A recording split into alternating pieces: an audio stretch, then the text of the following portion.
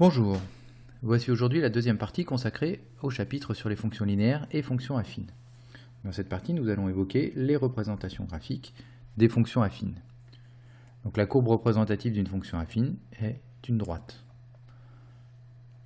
Il va donc être très simple de représenter une telle fonction dans un repère, puisqu'il va nous suffire de 2 points pour pouvoir tracer la droite correspondant à cette courbe représentative. Considérons par exemple les fonctions f qui a x associe un demi de x plus 2 et g qui a x associe 2x.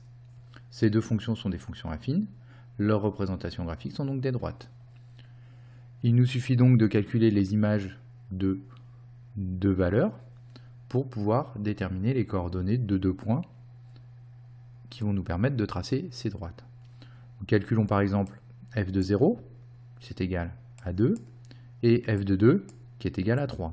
Donc j'ai choisi ici 0 et 2 en abscisse, mais nous aurions pu, sans aucun problème, prendre d'autres valeurs. Nous savons donc que la droite représentative de la fonction f passe par le point de coordonnées 0, 2 et par le point de coordonnées 2, 3.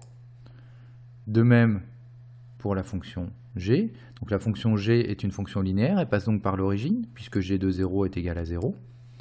Et si nous calculons g de 2, nous obtenons 4. Elle passe donc par le point de coordonnées 2, 4.